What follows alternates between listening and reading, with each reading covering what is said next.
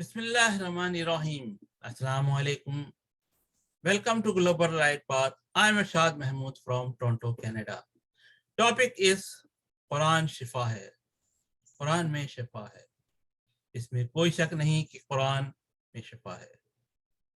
لیکن جب تک ہم جانتے یا انجانے میں اللہ پر بہتان لگانا بند نہیں کریں گے، ہم قرآن سے شفا نہیں حاصل کر سکتے.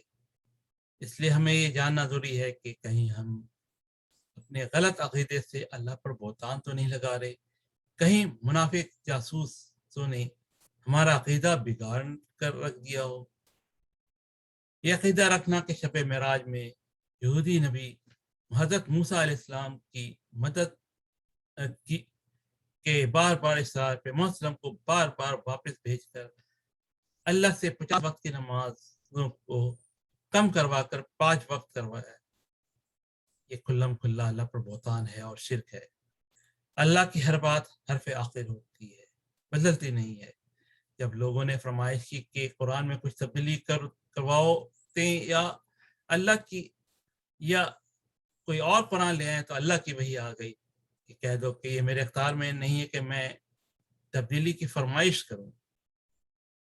یہ عقیدہ رکھنا کہ قرآن بعد میں جمع کیا گیا ہے، اس میں اعراب کی کمی تھی جو بعد میں پوری کی گئی ہے، یا قرآن کی تفصیل حدیث ہے، یہ سب اللہ پر بہتان اور شرک ہے. اللہ نے قرآن محمد صلی اللہ علیہ وسلم کی زندگی میں ہی الف سے یہ تک ہر طرح سے مکمل کر دیا ہے اور اسے محفوظ بھی کر دیا ہے. تفصیلات کے لیے قرآن پوری توجہ سے پڑھیں، ترجمہ پڑھیں، قرآن فہمی کو عام کیا جائے اور سنی سنائی باتوں سے مکمل پرہیز کیا جائے. تمام محدثین فارس کے رہنے والے تھے جنہوں نے رومن امپائر کی مدد سے انتہائی مہارت اور خفیہ سازش کے ذریعے مسلمانوں کو قرآن سے دور کر دیا ہے. قرآن پر غور کرو اور حدیث کو تو ضرور ٹھوک بجا کر پڑھو کہ کہیں اس میں شرک کی بو تو نہیں آ رہی ہے، یا کہیں ہم انجانے میں اللہ پر بہتان تو نہیں لگا رہے ہیں. واپس ہم نے اب قرآن پہ آنا ہے، صرف قرآن سے ہدایت لینی ہے. ہدایت کی کتاب صرف اور صرف قرآن ہے. آئیے ہم سب مل کر قرآن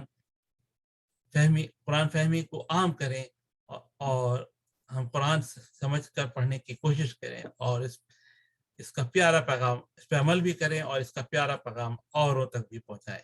آمین.